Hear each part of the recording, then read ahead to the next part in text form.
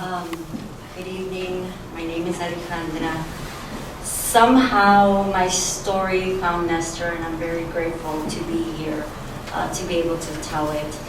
I was born in South America, in Chile, in 1974. My parents are political refugees from Augusto Pinochet dictatorship. I was born under some very unusual circumstances. My parents were being persecuted by the government or the military. And so when I was born, we had to escape from the hospital the same day. So that's how my story begins, and it seems like it's been that way for a very long time. We arrived in Chicago in 1976. I was a year and a half, and I was a toddler. It was my sister, my mom, and my father. I was very confused when I was young, when I was a child. I didn't know where I belonged. I felt it was always about Chile and returning someday, and the fight to go back to our country. And it was very, very difficult to grow up in that atmosphere. I think because of that, I spiraled down a very dark path in my life of drugs and alcohol for many, many years. And today I am 5.5 years sober. It's not been easy, but I'm here. And because of my poor choices in life, I was homeless for several years on the streets of Chicago, trying to find my way back.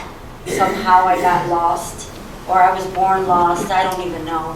I just know that I am here, I have arrived, and I am grateful to life and my sobriety, because I was in a very dark place in my life. I neglected my family and myself from going back to my country, or where I was born.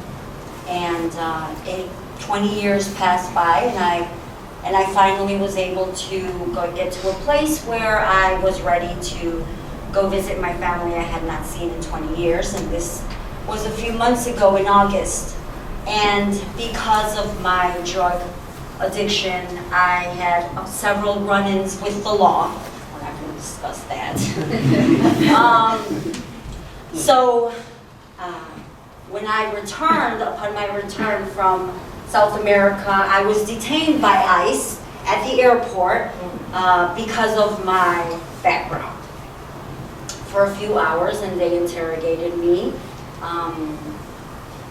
and decided to release me that day, but I had to check in with them December the 19th, which was a month ago. That day, I was accompanied by several friends and organizations. We decided to put a lot of public pressure and media on the story, because it would be the only way to bring light into an issue that is going on right underneath our noses, and we are unaware. I did not know this was happening, and I am. The more I do research, the more I want to be involved in this story. My check-in went well. They agreed to let me go that day. They didn't detain me, but they're moving forward with deportation. So, which means that I not have only been kicked out of one country, but now I will be kicked out of 2 countries. And again, I don't know where I belong.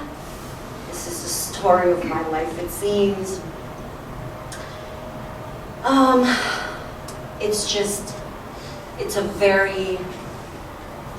it is very challenging to move forward when you don't know where you belong. I am a single parent of 2 boys who look up to me, and now our family might be separated by this decision. I have paid for my wrongs, not once, but many times, and as if I have not paid again, I will be March 16th in front of an immigration judge to be judged again, because obviously I have not paid enough for my mistakes. Thank you very much. It's a pleasure to be here, and the journey continues.